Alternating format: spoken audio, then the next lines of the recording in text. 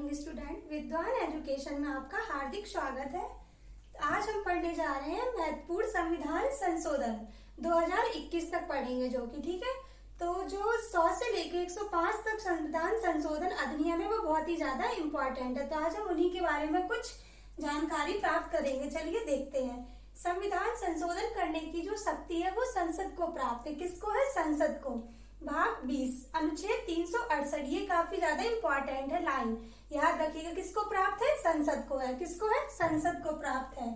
संविधान संशोधन विधेयक सदन के किसी भी सदन में लाया जा सकता है। तो इसका मतलब है लोकसभा में भी लाया जा सकता है, राज्यसभा में भी लाया जा सकता है। संविधान संशोधन विधेयक पर संयुक्त बैठक का प्रावधान नहीं है। तो यानी कि इसमें जो बैठक का संयुक्त बैठक का प्रावधान है वो नहीं है। तो नेक्स्ट है, कोई भी विधेयक लोकसभा और राज्यसभा में पारित होने के बाद राष्ट्रपति की सहमति के बाद ही वह अधिनियम बनती है। ठीक है, जब तक उसकी सहमति नहीं होगी तो वो अधिनियम नहीं बनती है, विधेयक ही रहती है। नेक्स्ट है, संविधान में संशोधन 3 प्रकार से होता है।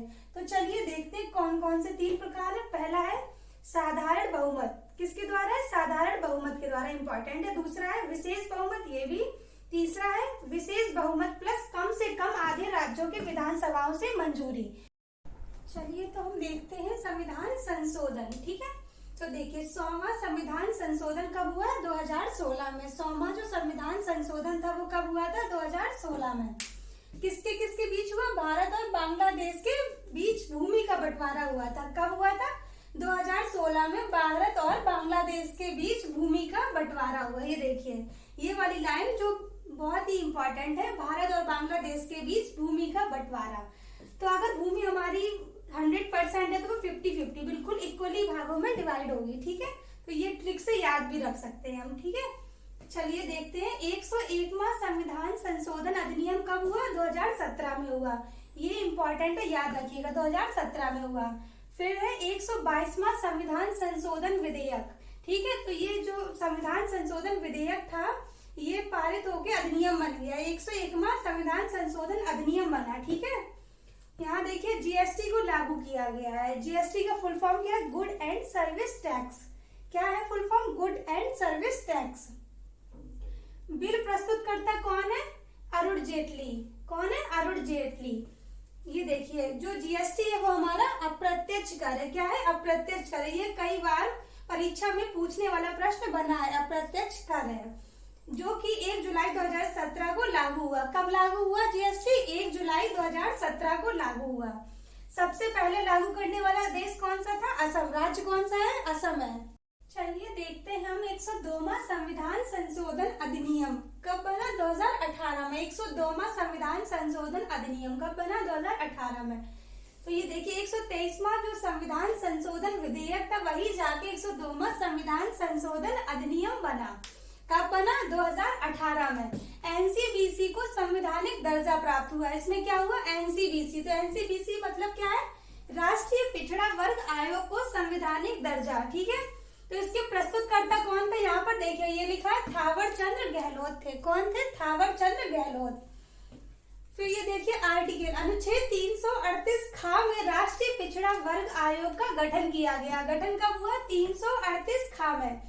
जो राष्ट्रीय पिछड़ा वर्ग आयोग का गठन कब हुआ? अनुच्छेद 338 खा में हुआ। ठीक है, और संशोधन अधिनियम कब हुआ? 2018 में। ये भी याद रखना। ठीक है, प्रस्तुतकर्ता कौन थे यहाँ पे?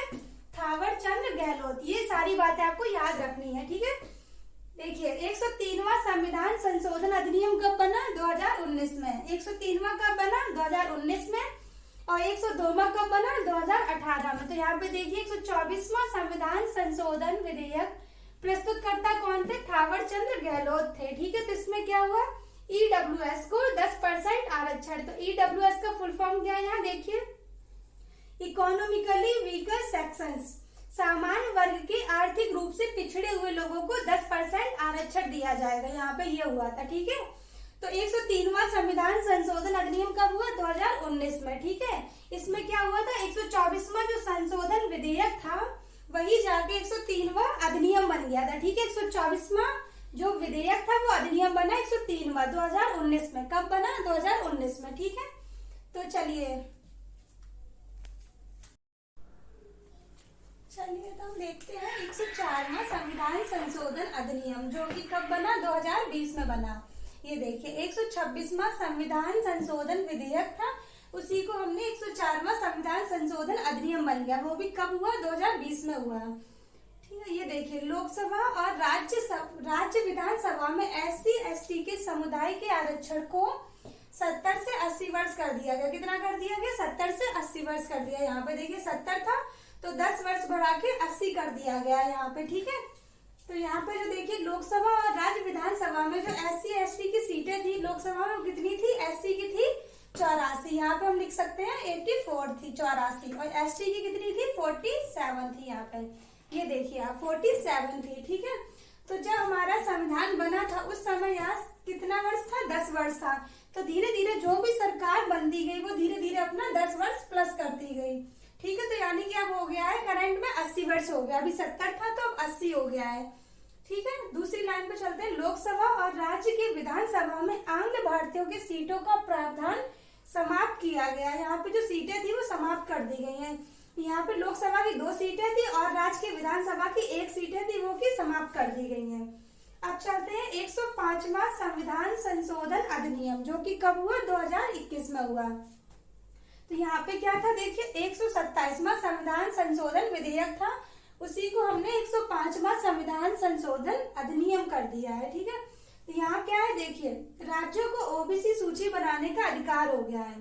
तो पहले यहाँ पे राज्यों को जो OBC सूची बनाने का अधिकार था वो नहीं था, किसके पास था, केंद्र के पास था। यहाँ पे किसके पास था, केंद्र के पास था ओनली।